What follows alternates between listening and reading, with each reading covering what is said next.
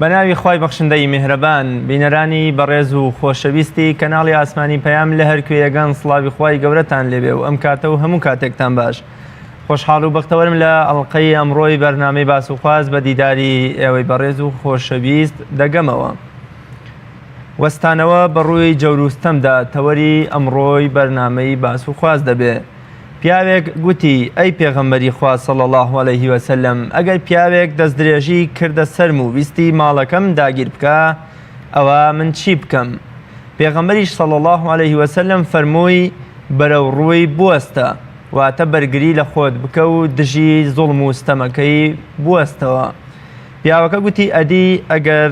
کوشتم، پێغەمبەر صلی الله علیه وسلم فەرمووی هیچ شتێک بۆ ئەو پیاوە نییە و ئەگەر لە ئەگەرێکیشدا ئەگەر ئەو تۆی کوشت، ئەوە تۆ دەبیتە شەهیدێک وەکو شەهیدانی ڕێگەی خوا. ئەمڕۆ هاوکاتە بە ڕۆژی 6 ئەیلول کە تیایدا ڕۆڵە نەبەردەکانی کورد لە کۆتایی ساڵانی سیەکانی سەدەی ڕابردوودا دژی جەور و ستەم و زوڵمی بەعسیەکان و ڕژێمی پاشایەتیدا چوونەوە و قبوڵی ئەو ستەمانەیان نەدەکرد کە عەرەبە شۆڤێنیەکان بەرامبەر بەنەوەکانی سەلاحەدینی ئەیوبی دەیان کرد. بەو بۆنەیەوە بەرنامەی ئەمڕۆی باس و خواز بۆ قسەکردن لەسەر بەگژاچوونەوە و ڕوبەڕووبوونەوەی جەوروستەم لە تەواوی دنیادا. تا دێت ناڕەزایەتیەکان دژی ئەو سوکایەتی و ستەمکردنە بەرامبەر بە موسڵمانانی بۆرما یا میانماریش لە زیادبووندان و مسلمانان لە سەرانسەری جیهاندا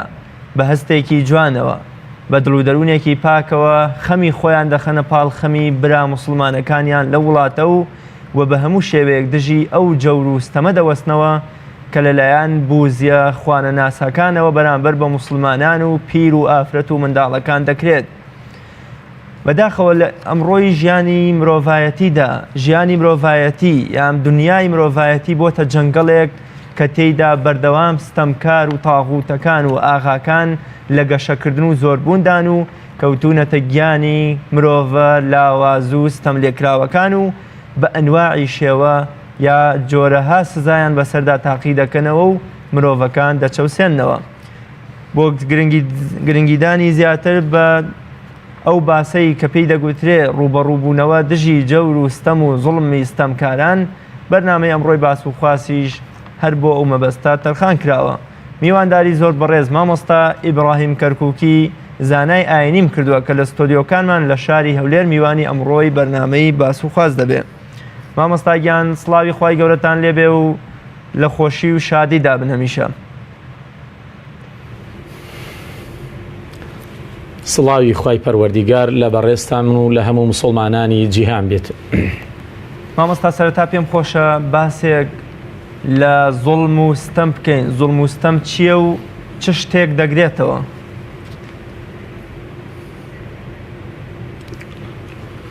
بسم الله الرحمن الرحيم. الحمد لله رب العالمين والصلاة والسلام على رسوله الأمين وعلى آله وأصحابه ومن صار على نهجه وشريعته إلى يوم القيامة والدين. بەڵێ بەڕاستی زوڵم و ستەم لە ئاینی پیرۆزی ئیسلامە و لە ئاەتەکانی قورئانی پیرۆزە و لە هەموو ئاینە ئاسمانیەکانە بە گشتی و بە تایبەتیش لە دووتێی قورئانی پیرۆز و سونەی پێغەمبەری خودایە صلی الله علیه وسلم باسوخواسێکی یەکجار فراوان و گەورەی هەیە. ئەگەر دیقەتی ئاەتەکانی قورئان بدەین، زیاتر لە نزیکەی 200 ئاەتی قورئانی باسی جەور و زوڵم و ستەمی و ستەمکاران خودی ظالیمەکان و زاڵمان و ملهوڕان و ستەمکارانمان بۆ دەکاتن. ئەگەر بچینە خزمەتی پێغەمبەری سەروەرەوە سەلات و سەلامی خوای لەسەر بێ، ژیانی پێغەمبەری خوا صلی الله علیه وسلم لە زوڵمی زاڵمان بەدەر نەبوتن، یان بچینەوە پێش پێغەمبەری خوا سەلات و سەلامی خوای لەسەر بێ، واتە لە سەردەمی پێغەمبەران سەلات و سەلامی خوای لێبێ یەکەم پێغەمبەری خوا بۆ سەرەم زەویە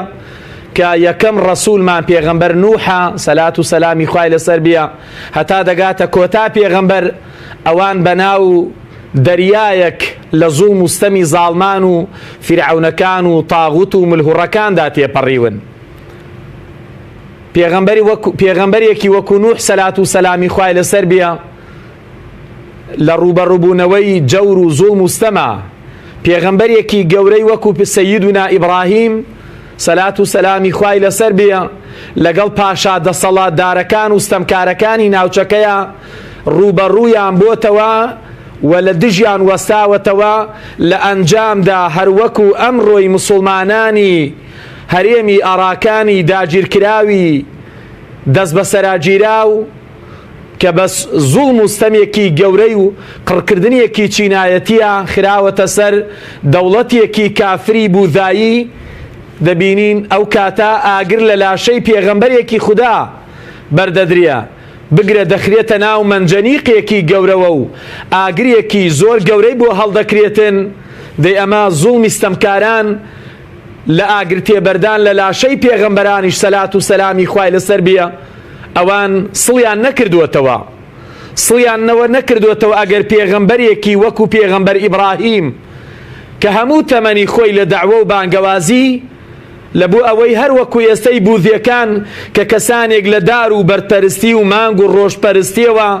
بانگ بکا بەرەو تەوحید و یەکتاپەرستی و خواپەرستی بۆ ئەوەی ڕزگاریان بکا لە بەندایەتی بەندەکان و لە بەندایەتی دار و ئینسان و بەردەکان لە بۆ بەندایەتی خوای پەروەردیگار. بەڵام لە کاتێکا دەبینین دووچاری زوڵم و ستەمکارانی سەردەمی خۆی و نەمرودەکان دەبێتەوە و فڕێ دەدرێتە ناو مەنجەنیقێکەوە خوای گەورە دەفەرمێ وتمان یا نار کونی بەردەن وەسەلامەن عەلا ئیبراهیم. بەڵام ئەوە خوای پەروەردیگارە پشتیوانی لە ئیبراهیم و شوێنکەوتوانی ئیبراهیم دەکاتن. و دەبینین بە دوای پێغەمبەر ئیبراهیم و زنجیرەی هەموو پێغەمبەران، پێغەمبەر موسا سەلات و سەلامی خوای لەسەر بێ و باقی پێغەمبەرانی دیکە حەزرەتی عیسا و هەتا دەگەنە پێغەمبەر خاتەم محەممەد الموستەفا سەلات و سەلامی خوا لەسەر هەموو زنجیرەی پێغەمبەران بێ. دەبینین کام لە پێغەمبەران بەدەربوونە لە زوڵمی زاڵمان، کام لە پێغەمبەران کە پەیامی خوداییان هێناوە، پەیامی تەوحید و یەکتاپەرستی و ئاشتی و تەبایی و برایەتی و پێکەوە ژیانیان پێبۆتن. ئەوانەی کە هەموویان گوتویانە کون و عیباد الله ئیخوانە، هەمووتان بەندەی خوا بن و برای یەکتر بن. بەڵام لە هەمان کاتە سەختترین ناڕەحەتترین زوڵم و ستەمکاران و زاڵمان و ملهوڕان بەرامبەر بە پێغەمبەرانی خوا و شوێنکەوتوانی پێغەمبەری خوش تاقی کراوەتەوە. ئەگەر دیقەتی ئاەتەکانی قورئانی پیرۆز بدەین بەڕاستی بە پانتاییەکی یەکجار فراوان و زۆر باسی زوڵمی ستەمکارانمان بۆ دەکا و لە چەندان جێگایە خوای پەروەردیگار لەعنین و نەفرینی خۆی لە زاڵمان و ستەمکاران دەکا. ئەلا لەعنەت الله علی الظالمین، خوای پەروەردیگار لەعنەتی لە زاڵمان کردووە، لە ستەمکاران کردووە. إن الله لا يحب الظالمين إن الله لا يهدي القوم الظالمين. انجا ومن يظلم منكم نذقه عذابا كبيرا. دبينين براستي آياتكاني قرآن بيجمارة يعني أما دزورة ولا آيني بيروزي إسلاما وبيغنبري خوا صلاة وسلامي خواي لسربيا للاين نزيكترين كسكاني خويا لشاري مكة لسرتاي دعوة بانقوازكيا دوچاري ظلم مستمي قريش دبيتا وبراستي بۆیە زوڵم و ستەم بە درێژایی مێژوو لەما بەینی بەرەی حەق و باتیلە، لەما بەینی شوێنکەوتوانی پەیامە خوایەکاندا، لەما بەینی شوێنکەوتوانی شەیطاندا، لەما بەینی دوو بەرەیە کە پێی دەگوترێ بەرەی خوایی عیباد الرەحمان بەندەکانی خوا لەگەڵ عیباد الشەیطان و بەندەکانی شەیطاندا ئەتباع و شوێنکەوتوانی شەیطاندا. ئەمە جەنگێکی بەردەوامی نەبڕاوەیە هەتا ڕۆژی قیامەت بەردەوام دەبێتن. بەڵام ئەوەی کە ئێمە ویستومانە لە بۆ سەرجەم بەندەکان پێچەوانەی ئەوەیە کە ئەوان دەیانەوێتن. ئێمە دەمانەوێ هەموو بەندەکان بە تێکڕا زوڵم نەکەن، ستەم نەکەن. تەماشا دەکەین گوێ لە پێغەمبەری سەروەرمان دەگرین کە نەقلی فەرمودەیەکی قودسیمان بۆ دەکا لە خوداوە سبحانه وتعالى دەفەرمیە یا عیبادی ئینی حەڕەمت الظلم على نفسی وجعلته بینکم محرما فلا تظالموا. بەڵێ زوڵم کردن خوای پەروەردیگار دەفەرمی ئەی بەندەکانم، ئەو بەندەیە ئەگەر کافر بێ مسلمان بێ بوذی بێ یەهودی بێ نەسرانی بێ مسلمان بێ هەر کەسێک بێ بەرامبەر بە هەر کەسێک بیکاتن خوای پەروەردیگار زوڵم لە هیچ بەندەکانی ناکا وما كان ربك بظلام للعبيد وما ظلمناهم ولكن كانوا أنفسهم يظلمون ئێمە ستەمیان لێ ناکەین ئەوان بۆ خۆیان زاڵم و ستەمکار و ملهوڕن ئەی بەندەکانم زوڵممان حرام کردووە لەسەر خۆمان حاشای پەروەردیگار سبحانه وتعالى زوڵم ناکا هاتنی یەک لە دوای یەکی پێغەمبەران و هاتنی بۆ 124,000 پێغەمبەر بەس کۆمەڵێ ئاین و بەرنامە و دەستوری جیاوە بۆ لە ڕیشە کێشکردن و نەهێشتنی زوڵم و زۆر و لە ناوبردنی ڕژێمە ستەمکارەکان بووە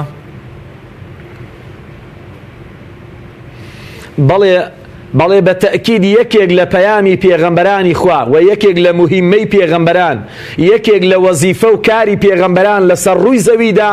ئەوە بۆتن کە بەڕاستی دەستی ستەمکارەکان بگرێتن ئەوانەی کە زوڵمیان لە خۆیان کردووە سەرەتا کە بە زوڵمی شیرک و مشریکایەتی و کافرایەتی و ملهوڕایەتی کە خۆیان لە خەڵکانێک کردووە بەخوا و کەسانێک کە دەیان پەرستن و بەندایەتیان بۆ دەکەن ئەو کەسانەی کە ظالمون لنفسیهیە ئەوانەی ظالمون لغەیریهیە ئەوانەی کە زوڵم دەکەن و خەڵک دەچەوسێننەوە بەڵێ یەکێک لە کاری پێغەمبەران سەرەکیترین کاریان ئەوە بۆتن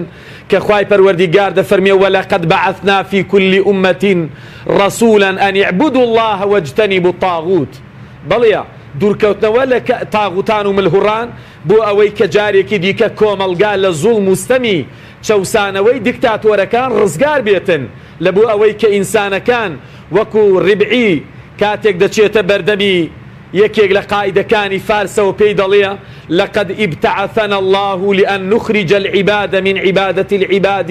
إلى عبادة رب العباد بەڵێ خوای پەروەردیگار پێغەمبەرانی ڕەوانە کردووە لە بۆ ئەوەی کۆتایی بە زوڵمی زاڵمان بێنن بۆ ئەوەی خەڵک لە عەدالەتە لە پێچەوانەی زوڵمە ئێمە عەدالەتمان هەیە لە بۆ ئەوەی هەموو خەڵکی لە دادگەریە بێ لە دادپەروەرایەتیە بێ لە عەدالەتە بێتن نەچەوسێتەوە و قڕ نەکرێت و لە ناو نەبردرێتن بەڵێ پێغەمبەران هەموو هاتوونە بۆ ئەوەی دەستی ستەمکارانیان گرتووە هیچ پێغەمبەرێکمان نییە هاتبێ لە مزگەوتێدا لێی پاڵدا بێتەوە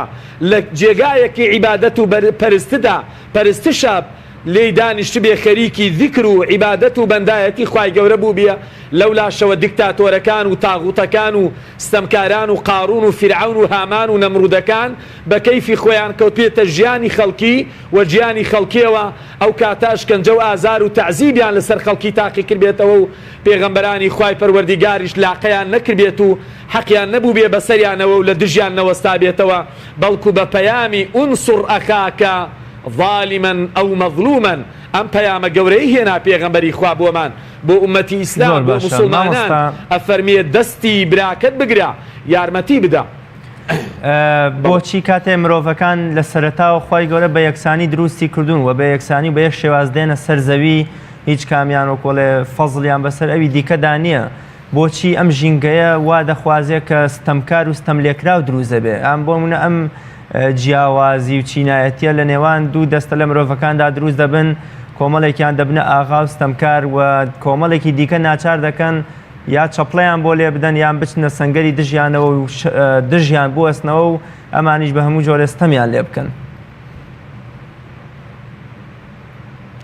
بەڵێ بە تەکید لە ژێر ڕەحمەتی ئاسمانە یعنی ئاینەکانی خوای پەروەردیگاردا پەیامە ئاسمانیەکاندا وەکو دەڵێی مرۆڤەکان هەمویان وەکو یەکوانە مرۆڤەکان خوای پەروەردیگار کە دروستیان دەکا كل مولود يولد على الفطرة هەموو ئینسانێک کە لادایکە بێ لەسەر سروشتی خواناسین لەسەر سروشتی پاکی و خاوێنی اینجا پێ خوای پەروەردیگارە فەرمێ ئینی خەلەقت عیبادی حونەفاء ئەمن بەندەکانم دروست کردووە هەموویان پاکن خاوێنن بێگەردن ئەوانە لەسەر ڕێگای حەق و ڕاستینە بەڵام لە دوای ئەوە شەیاطینەکان دێن بەرەو زوڵم و ستەم و تاوانیان دەدەن ئەنجا کۆمەڵیەک لە بەندەکانیش بەهۆی لادانەوە بەهۆی دەرچوونەوە بەهۆی سەرکەشیەوە بەهۆی حبی ڕیاسە و کورسی و دەسەڵاتەوە بەهۆی خۆشەویستی لە بۆ مەنسەب و بەهۆی خۆشەویستی لە بۆ ئاغایەتی و بەهۆی خۆشەویستی لە بۆ خوایەتی و خۆی لە خەڵک بکا بەخوا و کەسانێک ببێ بە بەندە و نۆکەر و غولام و خزمەتکاری ئەو کاتە بەڕاستی دەبینین بەرهەمی پەرێزی زوڵم و ستەم پەیدا دەبێتن ئەو کاتە کەسانێک لە ڕیزی مرۆڤایەتی دەردەچنە دەرەوە و دەچنە ڕیزی ئاژەڵەکان ڕیزی حەیوانەکانەوە چۆن دەبینین لە دارستانەکاندا خوای پەروەردیگار حەیوانەکانی دروست کردووە ئەمانە هەمویان ئاژەڵن بەڵام هەندێکیان ڕوحیەتی تەعداکردن و زوڵم و ستەمیان لە ناو یەکدیکەیە بەسەر ئەوانی تردا هەیە بە هەمان شێوەش ئەو کاتێک کە ئینسان لە پەیامە خودایەکان دەرچووە دەرەوە لە ڕێبازی پێغەمبەران دوورکەوتەوە لە نووری ئاسمان دوورکەوتەوە لە عەدالەتی پێغەمبەران لایدا لە ڕێبازی خودایی دوورکەوتەوە ئەو کاتە زۆر بە ئاسانی بەڕاستی ئەم غەریزە شەهەوانیانە ئەم شەهەوات و ئارەزوانەی ئینسان کە لە ناخی ئینساندایە شەهوەتی خۆ بەزلزانین و تەکەبر و گەورەیی و فیزلێدان و خۆ بەرزکردنەوە و ئینە فیرعەون عەلا فی الئەڕض لیوفسیدە فیها فرعون خۆی بەرز کردەوە تەکەبوری لێدا لەسەر زەویدا و خۆی بە گەورە دەگرێ بەڵێ لەو کاتەیە کۆمەڵە کەسانێک دروستە بێ فەستەخەفە قەومەهو فەئەتاعوه ئەو کاتە بە چاوێکی کەم بە چاوێکی زۆر بەندایەتی و سوکایەتی تەمەشای خوارەوەی خۆی دەکا ئەو کاتە دەزانێتن کەسانێک لە خوارەوە بوونەتە بەندەی ئەو کەسانێک دەبینن لە خوارەوە خەڵکانێک دروست بوونە مقدسن پیرۆزن ئەبێتن دیفاعیان لێ بکرێ بەرگریان لێ بکرێ ئەمانە فەضل و گەورەیان هەیە بەسەر باقی ئینسانەکانەوە ئەو کاتە بەڕاستی ئەمە هەم لەلایەن شەیاطینەکانەوە کە دەبنە هۆکاری لادانی وەسوەسەی خراپ و هەم کاتێک ئینسانەکان بۆ خۆیان لە پەیامی نووری هیدایەت و خودایی دوور دەکەونەوە ئەو کاتە ئەو غەریزانە و ئەو صفاتە شەیاطینانە و وەحشیانە لە ناویانە دروستە بێ و چەوسانەوە پەیدا دەبێ و ئەو کاتە بەڕاستی تەعدا و زوڵم و قڕکردن و چەوسانەوە لە ناو مرۆڤەکانە دروستە بێتن. بەڵێ مامۆستا چۆن کاتێک ئاینی پیرۆزی ئیسلام ئاینی ڕەحمەت و میهرەبانیە چۆن ئاینی پیرۆزی ئیسلام بپارێزین لەوەی کە نەبێتە بەرهەمهێنەری ستەمکار و زاڵمەکان کاتێک کە فەرمانداری سوپایەک فەرمان بە سوپاکەی دەکا بچنە نێو ئاگرێکەوە کە دواتر بۆ پێغەمەری خوای دەگێڕنەوە پێغەمەری خوا دەستخۆشیان لێ دەکا لە ماوەی ڕابردوودا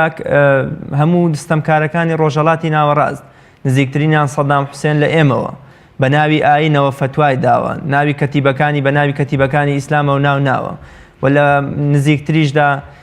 داعش هەر بە ناوی ئیسلامەوە جینۆسایدی یەزیدیەکانی کردووە و قەتڵ و عامی یەزیدی و کورد و موسڵمانانی دیکەی کردووە چۆن ئاینی پیرۆزی ئیسلام بپارێزین لەوەی کە نەبێتە بەرهەمهێنەری زاڵم و ستەمکاران.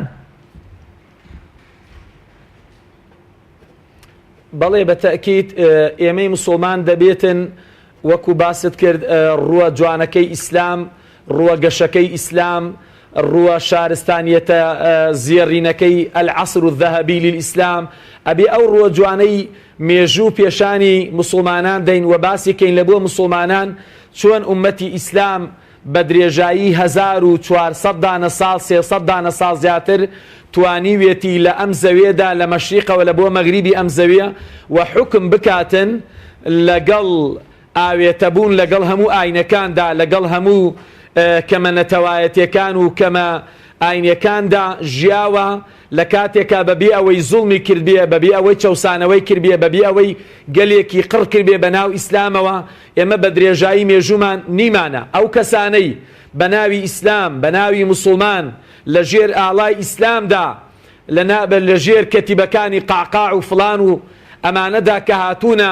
غەزوی کوردستانیان کردووە میلەتێکی موسڵمانیان کردووە کە هاتوونە بەڕاستی ئەنفالی گەلێکی وەکو گەلی کوردی ئێمەیان کردووە کیمیابارانیان کردووە جینۆسایدیان کردووە و قڕیان کردووە بەڕاستی ئەوانە خۆیان لە پاڵ ئیسلامدا حەشاردا بوو لە بۆ ئەنجامدانی مەرامەکانی خۆیان لە بۆ گەشەپێدان و گەورەکردنی کورسی و دەسەڵات و مانەوەی خۆیان لە کورسی زوڵم و ستەم و ملهوڕایەتی خۆیاندا ئەگەرنا ئێمە ئەوە مێژومان هەیە و مێژوو شایدە بە درێژایی ئەو مێژووی باسمان کرد بە پانتایی ئەم زەویە دەبینین ئیسلام هەڵی کردووە لەگەڵ هەموو ئاینەکاندا جوولەکە مەسیحیەکان و نەسارا و گاورەکان بگرە مەجووسەکان و ئاگرپەرستەکان بگرە بەشێکی بوذیەکانیش ئەوانەی کە ئێستا لەعنەتی خوای پەروەردیگاریان لەسەر بیە کە بەو شێوازەی دەبینین کە قڕی مسلمانان دەکەن کە ئاگر لە لاشەی مسلمانان بەردەدەن کە مسلمانان پارچە پارچە دەکەن و دەیان کوژن کە ئێستاکانە بە درێژایی مێژوو دەبینین لە وڵاتێکی وەکو ئەفغانستاندا دەبینین پەیکەری بوودیەکان هێشتاش لە ناو ئەرزی مسلمانان لە خلالی سەدان ساڵەیە لە ژێر دەوڵەتی ئیسلامیدا و حکمی ئیسلامدا پەیکەری ئەوانە مابووەوە و هەر هەبوو. بۆیە ئێمە دەڵێن ئیسلام دوورە لە هەموو زوڵمێک، لە هەموو چەوسانەوەیەک، لە هەموو قڕکردنیەک. ئیسلام ڕەحمەتەن للعالەمین بووە، وما ئەرسەلناکە إلا رحمة للعالمين. إسلام ظلمي لجولكيك نكردوا جولكيك لقل مسلمانيك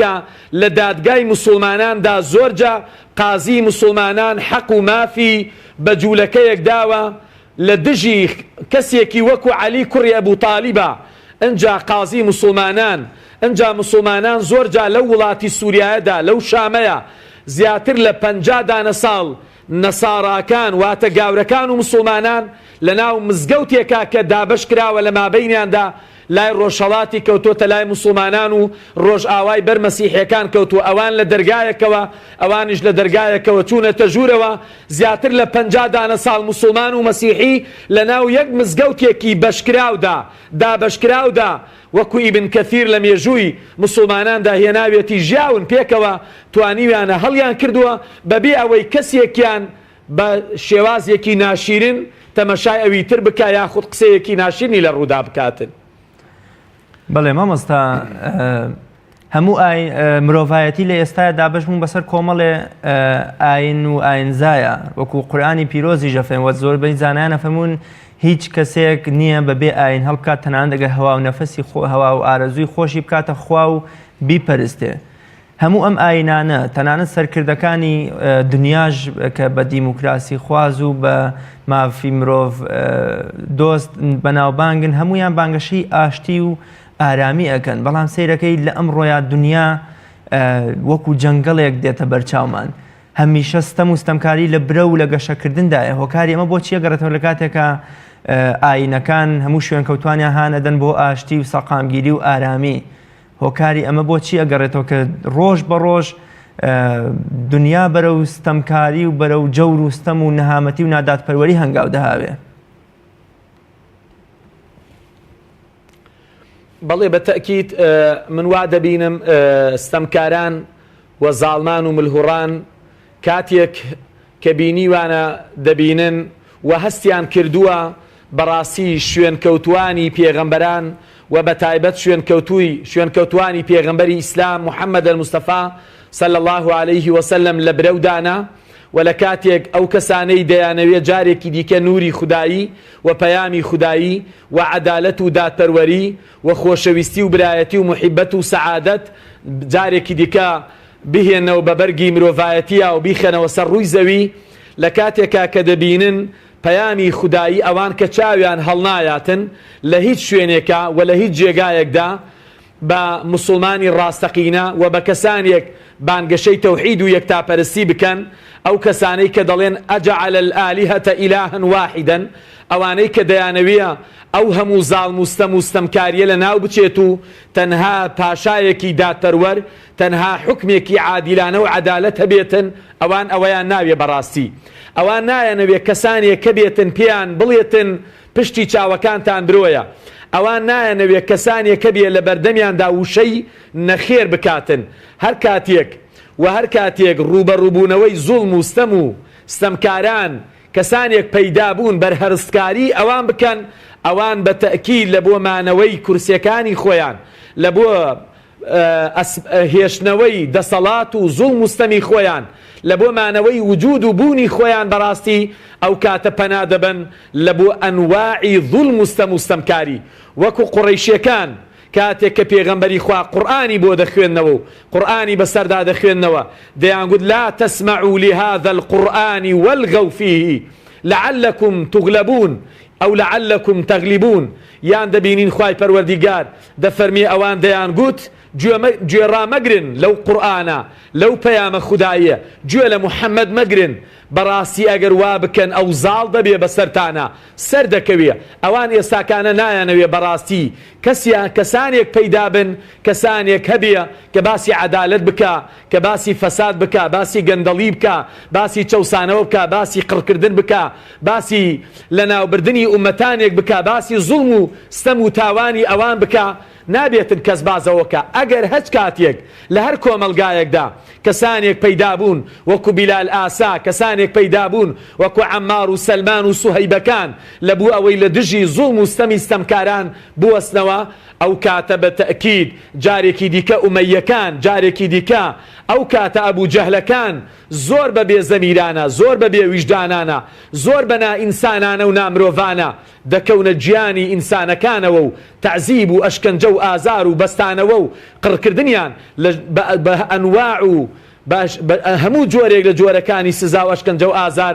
ئەو کاتە سزایان دەدەون و دەکەونە سەر ئینسانەکان و مرۆڤەکانەوە بەڕاستی ئەمە تاکە هۆکاری سەرەکیە لە بۆ ئەوەی کە کاتێک ئەوان دەزانن خۆری ئەوان لە ئاوابووندایە ڕۆژەکانی ڕەشی ئەوان بەرەو کۆتایی دەڕواتن بەڕاستی لە بۆ مانەوەی ڕۆژە ڕەشەکانیان لە بۆ کورسێ ڕەشەکانیان لە بۆ ئەو هەموو سەروەت و سامانەی کە خەزیان کردووە لە بۆ ئەوەی جارێکی دیکە ئەوان ئەوەی کە دەستیان لێ گیر کردووە لە دەستیان نەچێتن بەڕاستی ئەو کاتە هەرچی ڕێگایەک هەبێتن دەیگرێتە بەر تەنها و تەنها لە بوو ئەوەی بمێنێتەوە لە بوو ئەوەی کە سەلامەت دەرچێت و لە بوو ئەوەی زوڵم و ستەم و کورسی و پاشایەتەکەی و خوایەتەکەی ئەو هەروەکو خۆی و لە جێگای خۆیدا بمێنێتەوە. بەڵێ زۆر جار مامۆستا ستەم لێکرا و بێدەنگ و دەست نەکراوەی بەرامبەر بە ستەمکار تا ڕادەیەک زۆر جار دڵخۆشیش هەیە چێژ لەو ستەمە بینە کە ستەمکار بەرامبەری ئەکا ئیسلامی پیرۆز چۆن ستەم لێکرا و فێرەکە هان ئەدا دەستی ئەگرێ بۆ ئەوەی بەڕووی ستەمکاردا بوەستێتەوە و ئەو ستەمەی لەسەر کۆڵی خۆی لاباکە لەلایەن ستەمکارەکە و بەرامبەری ئەکرێ. بەتەکید زۆر جوانە ئینسان خوای پەروەردیگار کە دروستی کردووە لە ژیاندا کە حەق و مافی پێداوە دەبێتن کاتێک کە زوڵم دەبینیە و کاتێک کە ستەم دەبینیە و کاتێک کەسێکی زاڵم دەبینیە کە پێغەمبەری خوا دەفەرمیە گەورەترین جیهاد ئەفضل الجیهاد کەلیمەت حەق عند سوڵتان جائر گەورەترین تێکۆشان گەورەترین جیهاد ئەوەیە دەربڕینی وشەیەکی حەقە لە ڕووی ستەمکارێکە واتە ئینسانی مسلمان هیچ کاتێک نابێت دەستەوستان دابنیشیە لە بەردەمی زوڵمی زاڵماندا چۆکدا بداتن هەتاوەکو قڕ دەکریە هەتا لە ناو دەبریە دەست نەکاتەوە دەم نەکاتەوە ئازا نەبێ بوێر نەبێ ژیر نەبێ عاقڵ نەبێ داوای مافی خۆی نەکا هەست بە بوونی خۆی نەکا بە وجودی خۆی نەکا. تەماشای قورئانی پیرۆز دەکەین خوای گەورە دەفەرمیە لە دەربارەی بێدەنگی مەزلومانەوە لە دەربارەی بێدەنگی چەوساوەکان و مستەضعف و ژێردەستەکانەوە دەفەرمیە واتقوا فتنة لا تصيبن الذين ظلموا منكم خاصة بترسێن لە فیتنەیەک لە بەڵایەک لە موسیبەتێکی گەورە بێتە سەر کۆمەلگاکەتان لە کاتێکە ئەو بەڵایە بیە لا تصيبن الذين ظلموا منكم خاصة ئەو کەسانەی بە تایبەت ستەمکار و زاڵم و ملهوڕن خۆ تەنها ئەوان ناگرێتەوە ئەی چێ دەگرێتەوە وەکو کاتێک جوبرائیل دیە دەیەوێ گوندێک لە گوندەکان وێران بکاتن دەڵێ خوای پەروەردیگار لەم شارەیە لەم گوندەیە لەم دێیەدا پیاوێکی ساڵحی تێدا هەیە عیبادەت و بەندایەتی تۆ دەکا بەڵام خوای پەروەردیگار دەفەرمیە فابدأ به فابدأ بالعبد الصالح دەست بە عەبدە صالحەکە بکە هەر لە ئەوە یەکەم جا ئەو لە ناو ببە. بەڕاستی پێویستە ئینسانی مسلمان پێویستە خاوەن ویژدانە زیندوەکان هیچ کاتێک بەرامبەر زوڵمی ستەمکاران بەرامبەر چەوسانەوەی ئینسانەکان بێدەنگ نەبن دەبوو ئەوەی کۆمەلگا سەلامەت دەرچێتن. ئەگەر ئێمە بە زەییمان بە خۆماندا دێتەوە بە کۆمەلگاماندا دێتەوە بە هەموو خەڵکی ژیان و ژینگەکەماندا دێتەوە نابێ ڕێگە بە ستەمکاران بدەیت نابێ ڕێگە بدەیت کە کاتێک زاڵمەکان زوڵمیان دەگاتە لوتکە و دەگاتە چڵەپۆپەی هەموو ژیان پڕ دەکاتن ئەو کاتە بەڕاستی دەبێتن ئێمەش چاوەڕوانی لە ناوچوون بکەین بۆ پێغەمبەری خوا دەفەرمێ ئونسوڕ ئەخاکە ظالیمەن ئەو مەظلومەن گوتیان ئەی پێغەمبەری خوا ئەو کەسەی مەظلومە یارمەتی بدەین بەڵام چۆن یارمەتی زاڵمەکە بدەین فەرمووی تەأخذه فوق يده ئەبێ دەستی بگری لێ نەگەڕێی زوڵم بکاتن بەڵێ بەڕاستی جێگای داخە و جێگای ئەسەفە ئینسانی مسلمان بێدەنگ بێ لە کاتێکە ئەو هەموو زوڵمە ئەو هەموو ستەمە ساڵێک دوان دا 20 100 ساڵ بە بەردەوام دەچەوسێیتەوە قڕ دەکرێ مافت دەخورێ ژیانت دەخورێ پشتا و پشت لە ناو دەبردرێ باپیرت هەر لە ناوچۆ باوکت هەر لە ناوچۆ ئێستاوا لە ناوەچی نەوەکانی داهاتوت هەر بەدەستی کۆمەڵێک ستەمکارەوە بەڵام ڕۆژێک لە ڕۆژان بیر لەوە ناکەیتەوە ئەم زوڵمەکەی کۆتایی بێ ئەم زوڵمە چۆن کۆتایی پێدێتن چۆن بەر هەڵسکاری ئەم زوڵمە بکەین هەتاکەی ئینسان دەبێت بێدەنگ بێ بەرامبەر بە ستەمکاران بەڕاستی زۆر هەڵەیەکی گەورەیە کە ئینسانی مسلمان هەر لە سەرەتای دەسەڵاتی ئەمەویە ستەمکارەکانەوە کۆمەڵێ زانای و ئەمامە بەسەری پاکی ئەم ئیسلامە هاوشێوە عیزی کوڕی عەبدولسەلام و شێخ حەسەنی بەسری و ئیبن تەیمیە و تاووس وە کۆمەڵێ زانای دیکە بەرهەڵستی ستەمکارانی ئەمەویەکانیان کردەوە بە گشت ستەمکاران چوونەتەوە هەوڵیان داوە ستەمی ستەمکاران لەسەر ستەم لێکراوان لابەرن لە ئەمڕۆیە ئەرکی زانایان و بانگبەرانی خوا ئەوانەی کە پێیان دەگوترێت بانگخواز و داعیەکان ئەرکیان چیە لەوەی کە میلەت هۆشیارکەنەوە و بەرەو ڕووی ستەمکارانیش بوەستنەوە و هەوڵ بدەن ئەو ستەمە تا ڕادەیەگە هیچ بنبڕیش نەکرێ کەمی بکەنەوە. بەڵێ بەتەکید پەیامی زانایان مەبەست یعنی لە زانایان ئەو زانایانەیە کە بەڕاستی خۆیان بەخوای پەروەردیگار فرۆشتووە ئەو زانایانەی کە قیامەتیان بەسەر دنیاە هەڵبژاردووە ئەو زانایانەی کە بەڕاستی بوێرانە لە مێژوودا خۆیان لەگەڵ خوای پەروەردیگارە یەکلا کردوتەوە تەنها ئەو زانایانە بوونە کە لە مێژووە وەکو مەوقیف وەکو خاوەن مەوقیفی گەورە مێژوو بۆیانی تۆمار کردووە و ماونەتەوە لە مێژووە کە لە ڕووی زوڵم و ستەمکاراندا وەستاونەتەوە ئێستاش و هەتا ژیانیش لەسەر ئەو زەوێما بێ ئەبێ عولەمای ئیسلام ئەبێ واریثانی پێغەمبەری خوا ئەبێ میراتگرانی ئیسلام لە هەر جێگایەکە زوڵم هەبێ لە هەر جێگایەکە چەوسانەوە هەبێ لە هەر جێگایەکە قڕکردن هەبێ لە هەر جێگایەکە بەڕاستی کە هەستکەن دیکتاتۆریەت دروستە بێ دەبێ مسلمانان مامۆستایان زانایانی ئیسلام بەڕاستی یەکەم کەس بن لە پێشەوەی جەماوەری مسلمان و لەگەڵ جەماوەرە چەوساوەکەیە لەگەڵ مەزلومان و ستەملێکراوانی خۆیاندا بێنە مەیدانەکەوە بێنە ناو داوە و بانگەوازەکەوە لە بۆ ئەوەی خەڵکانێک ئاگادارکەنەوە هەر وەکو پێغەمبەری خوا دەفەرمێ صلى الله عليه وسلم سيكون بعدي أمراء فمن دخل عليهم فصدقهم بكذبهم وأعانهم على ظلمهم فليس مني ولست منه وليس بوارد علي الحوض پێغەمبەری خوا دەفەرمێ لە دوای من سەرکردە گەلێک پەیدا دەبن کۆمەڵێک ئومەڕا کاربەدەست و دەسەڵاتداران پەیدا دەبن هەر کەسێک بڕواتە لایەن و باوەڕ بە درۆکانیان بکە هەر کەسێک بڕواتە لایەن باوەڕ بە درۆکانیان بکاو یارمەتیان بدا لەسەر زوڵم و ستەمەکانیان و ئەعانەهم عەلا ظولمهم یارمەتی زوڵمەکەیان بدا بەڕاستی ئەو کەسە لە من نییە واتە لە پێغەمبەری خوا نییە و منیش لەو نیمە پێغەمبەری خوا دەفەرمێ واللهی لە ڕۆژی قیامەتا ناچێتە سەر حەوزی کەوسەرەکەی پێغەمبەری خوا و سەلات و سەلامی خوای لەسەر بێ یەکێک لە ئەسباب و هۆکارەکانی دوورکەوتنەوە لە حەوزی پێغەمبەری خوا یارمەتی دانی ستەمکارانە یارمەتی زاڵمان و ملهوڕانە هەر کەسێک یارمەتی زوڵم بدا هەر کەسێک معاوەنەی زوڵم بکە یارمەتی ستەمکاران بدا ئەنجا چۆن دەبێ ئەو کەسە مامۆستا بێ عالم بێ زانا بێ نابە پێچەوانەوە زانای مسلمان زانای خواناس و متەقی ئەو کەسانەی کە قورئان پیانە فەرمیە إنما يخشى الله من عباده العلماء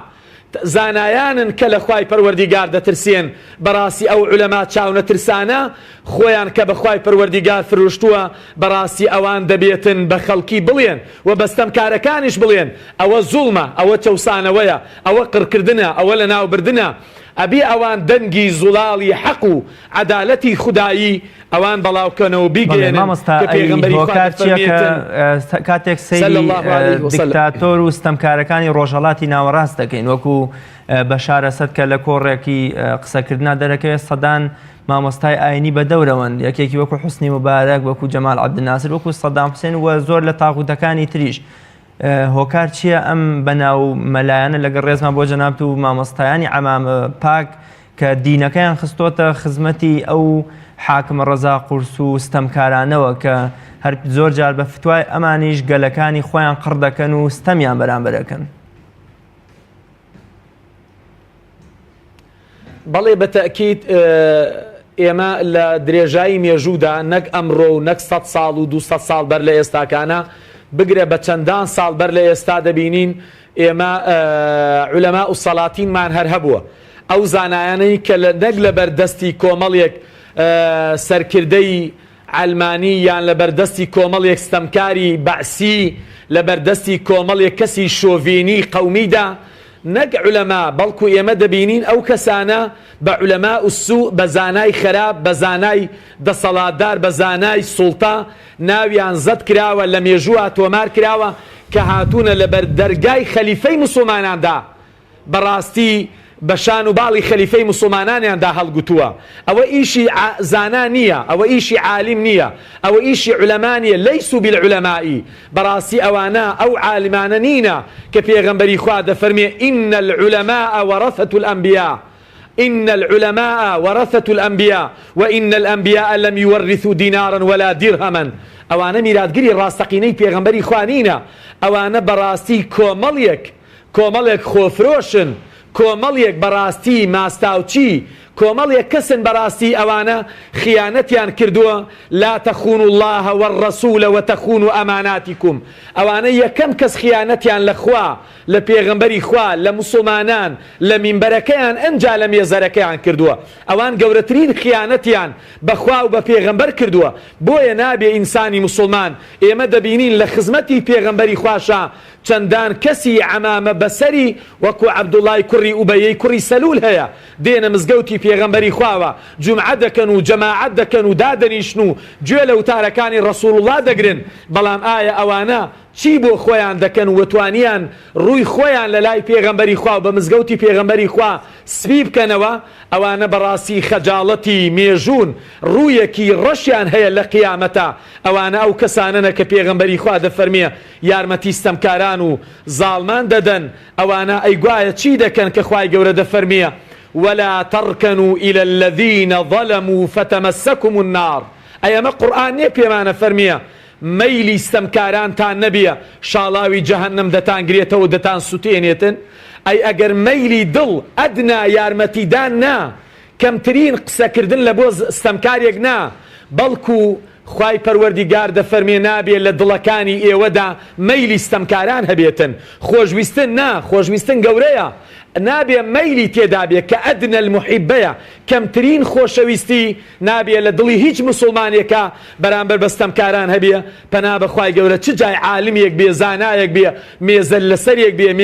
کەسێک بێ بە ناوی میراثگری پێغەمبەری خواوە بەرگری لە بەعسیایەتی بکا و لە بەشار و لە قەزافی و لە سیسی و لە ستەمکارانێکی ملهوڕی زاڵمی ئەمانە و هاوشێوە و کلکەکانی ئەمانە بکاتن بەڕاستی ئەمانە بەداخەوە لەیسو بالعلماء وليسوا بورثة الأنبياء نزانان ونميرادگری پێغەمبەرانشن بەڵ هم الخونە ئەوانە خائین خیانەتیان بەخوا و پێغەمبەر و گەل و مێژوو وڵات و نیشتیمان و هەموو ژیان و ژینگەکەی خۆیان کردووە لە کاتێکا دەبینین کە پێغەمبەری خوا صلی الله عليه وسلم بەڕائەتی خۆی لەو کەسانە دەردەبڕێ لەیسوا منی ولست منهم ئەوان لە پێغەمبەری خوا نینە بەڕاستی والله پێغەمبەری خوا لەوان نییە ئەوانیش لە پێغەمبەری خوا نینە قەسەمەن بە ذاتی خوای پەروەردیگار ناڕۆنە سەر حەوزەکەی پێغەمبەری خواوە و مەلائیکەتەکان بە شاق دەریان دەکەن و بە کێبڵ و قامچی لە پێغەمبەری خودایان دوور دەخەنەوە لە کاتێکا ئەگەر تو ببی بە یارمەتی دەری ستەمکاران بابزانین یارمەتی دەری ستەمکاران چێیە چێ یارمەتی دەری ستەمکارانە سوفیانی ثەوری دەڵێ پیاوێک هات پێی گوتم ئەمن قماش دەدورم بەرێک دەدورم لە بووە ئەمیر و یارمەتی دەرەکانی لە بۆ دەسەڵاتدارانی مسلمانان و پشتیوانەکان و شوێنکەوتوەکانی ئایا من دەمە یارمەتی دەری ئەوان سوفیان گوتی نا قال له السفيان بل أنت من الظلمة ومعاونهم من يبيعك الخيط والإبرة بەڵێ فەرمووی ئەو کەسەی کە یارمەتی دەری ئەوانە ئەو کەسەیە کە داوە دەزوو دەرزیەکە دەفرۆشێتن بە تۆی کە خەیاتەکەی و بەرگیان بۆ دەدووری بەڵێ ئینسانی مسلمان ڕێگەی پێ نەدراوە یارمەتی زاڵم و ستەمکاران بدا بە یەک وشەیەک قەڵەمێکیان بداتە دەستەوە ئیمزایەکیان بۆ بکە وەرەقەیەکیان بداتێ قەڵەمەکەی بداتە دەستی کە ئیمزایەکی پێ بکە چ جای بەڕاستی ببێتە پشتیوان و هاوکار و یارمەتی دەری گەورەی ستەمکاران بێتن پەنا بەخوای پەروەردیگار ئەمە زۆر گەورە خیانەتێکی گەورەیە وەلە مێزەری مامۆستایان دەبینین لە وڵاتی میانمارە کە ناوەکەیان گۆڕی لە بۆرماوە و کردیانە میانمار و هەرێمی ئەڕەکانیان خستە سەریەوە دەبینین پێش ئەوەی کە بەڕاستی زاناخواناسەکانمان دەداعی و بانخواز و زانای گەورەیان هێنا لە بەرچاوی هەموو مسلمانان پێش هەموو شتێک زمانی زاناکانیان بڕی زمانی عولەماکانیان بڕی ئەو زمانانەی کە حەقی پێدەگوترا ئەو زمانەی کە بەڕاستی دژایەتی زوڵم و ستەم و چەوسانەوەی ستەمکارانی بوودیەکانی پێدەکرا ئەنجا دەستیان بڕین ئەنجا چاوەکانیان دەرهێنا ئەنجا لاشەیان پارچە پارچەکردن بە بەرچاوی خەڵکەکەوە کە خەڵکەکە شاتن دیفاع و بەرگریان لێ بکەن ئەو جا خراپتریان بەوان کرد بەڕاستی عولەما و زانای ڕاستەقینەوایە ئەگەر زمانیشی ببڕدرێ مامۆستا زۆر جار هەر ئەو مەیل و حەزکردنەی کە جەنابەت لە ئاەتەکەەوە باست کرد لە ناو خودی مسلمانانیشدا هەیە مسلمانێکی تێر و پۆشتە بەبێەوە هیچ فشار و مەترسی و زۆرێکی لەسەر بێ دەڵێ دەستیان خۆش بێ با بۆمنە ئیسرائیل فەلەستینیەکان بگژن با سەدام کورد شەهید بکە با داعش پێشمەرگە شەهید بکە با بۆمنە حکومەتی میانمار مسلمانەکان بکوژێ ئایا بۆمنە تۆ لە ماڵی خۆتەوە دانیشتوی هەر بە حەزی ناخی خۆت و بە دەربڕینی زمان پشگیری زاڵمکەی ئەمەش هەر وەکو زاڵمەکە نییە ینی هاوبەشی ئەو ستەم و ستەمکاری زاڵم نابێ بەڵێ بە تەکید مەکحولی دیمشقی قسەیەکی زۆر زۆر جوانی هەیە دەفەرمێ لە ڕۆژی قیامەتا خوای پەروەردیگار دەفەرمێ یونادی منادین یوم القیامە ئەینە الظەلەمە وئەعوانهم بانگەکرێتن کوا ستەمکارەکان و یارمەتی دەری ستەمکارەکان فما يبقى أحد پێغەمبەری دەفەرمێ مەکحولی دیمشقی دەڵێ لەو بانگەوازەیە دەڵێ هیچ کەسێک نامێنێ فما يبقى أحد مد لهم يدا دستي لبوستم كاران دريش كرد بيا أو حبر لهم داوة يان قلمكاني بو بمركبة وكربية أو برى لهم قلما يان قلمكاني بو تاشيبية فما فوق ذلك إلا حضر معهم فيجمعون في تابوت فيلقون في جهنم أفرمي والله كسيان ناميني هر كسيك بوشيك بەقسەیەک یارمەتی زاڵم و ستەمکار بداتن واللهی لە ڕۆژی قیامەتا لەگەڵ ئەوانە کۆ دەکرێتەوە لە ناو تابوتێکا دەخرێنە ناو ئاگری جەهەنەمەوە بەڵێ پێغەمبەری خوا دەفەرمێ من لم يهتم بأمر المسلمين فليس منا هەر کەسێک ئیهتیمام بە کاروباری مسلمانان نەدا خەمی مسلمانانی نەبیە من أحب لله وأبغض لله وأعطى لله ومنع لله فقد استكمل الإيمان الحب لله والبغض لله ئەی لە پێناوی خوای گەورەیە نابێ مسلمانانت خۆش بوێتن ئەیکا بەشێکی ڕوکنێکی عەقیدەی تۆی مسلمان نابێ خۆشویستنی مسلمانان بێتن لا يؤمن أحدكم لا يؤمن أحدكم ئیمانی تەواو نییە واللهی پێغەمبەری خوا دەفەرمێ هەتا وەکو ئەو کاتەی کە ئینسانی مسلمان هەست بە ناڕەحەتیەکانی سەر مسلمانان نەکاتن و پێغەمبەری خوا صلی الله عليه وسلم لە کاتێکا زۆر ئەزیێت و ئازار دەخوا لە کاتێکا مسلمانێک شەهید دەکرێ لە کاتێکا مسلمانێک ناڕەحەت دەکرێتن لە هەر جێگایەک بێ لە هەر شوێنێکا بێ ئەی بۆ لە سەردەمی هاڕوونە بۆ لە سەردەمی خەلیفەی مسلمانان یەک ئافرەتێکی مسلمان لە لای ڕۆمەکان گیرا و بەدیل گیراوە خەلیفەی مسلمانان دەڵێتن بە سەرکردەی ڕۆمەکان پیان دەڵێتن دەنووسیە ئیلا کەلبی ڕۆم لە بۆ سەگی ڕۆمەکان واللهی جەیشێکت بۆ دەنێرم ئەبێ سەرەکەی لە لای تۆ بێ و کۆتایەکەشی لە لای من بێ. بەڵێ نابێتن ئینسانی مسلمان لە ماڵەوە دابنیشیە دەستخۆشی لە جوولەکەی گاور و لە بوذی بتپەرست بکاتن و دەستخۆشی واللهی دەستخۆشی لێکردنیان وەک دەزانین ڕۆژی 6 ئەیلولە کە 87 ساڵ بەر لە ئێستا میلەتی نەبەردی کورد بەڕووی ستەمی پاشایەتی عێراق و ئینگلیزەکاندا وەستایەوە و بە خۆپیشاندان و سەرنجامیش کۆمەڵێک کەس شەهید بوون. ئیسلامی پیرۆز چۆن سەیری خەباتی ئەو نەتەوانە دەکا کە بۆ ڕوبەڕووبوونەوەی ستەمکاران خەبا دەکەن و شەهید ئەدەن و ڕازینین لەژێر نیری تاغوت و ستەمکاران نابمێننەوە. بەڵێ بە تەئکید بەرگریکردنی هەموو ئینسانێک لەسەر خاکی خۆی لەسەر نیشتیمانەکەی خۆی لەسەر ئەو جێگای کە پێغەمبەری خوا صلی الله علیه وسلم کاتێک لە شاری مەکەیە دەربەدەر دەکرێت و هاوڕ لە نیشتیمانەکەی دەداتەوە و پێی دەڵێتن ئەگەر خوای واللهی ئەگەر دەریان نەکرما بایە ئەتۆم جێ نەدەهێشت و نەدەڕۆشتم ئەی کەعبەی پیرۆز ئەی مەکەی پیرۆز. بەڵێ ئینسانی مسلمان هەموو کەسێک سۆزی نیشتیمانەکەی و سۆزی وڵات و جێگاکەی خۆی تێدا هەیە بە تایبەتیش ئەگەر ئەو جێگایە نیشتیمانێکی مسلمان بێ جێگایەک بێ کە ئەرزی خوای پەروەردیگار بێ عیبادەت و بەندایەتی خوای پەروەردیگاری تێدا بکرێ ئەو ئینسانە لەوێن دەرا بە ئازادی بە مسلمانی بەخواپەرستی تێیدا لەدایک دەبێ. بەڵێ هەموو خەباتی خەباتگێڕەکان لە دژی زوڵم و ستەمی ستەمکارەکان کارێکی پیرۆزە. ئەگەر ئەو کەسە باوەڕدار بیان غەیرە باوەڕدار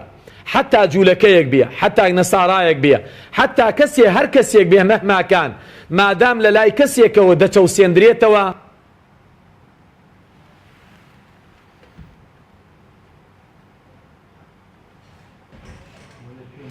بەڵێ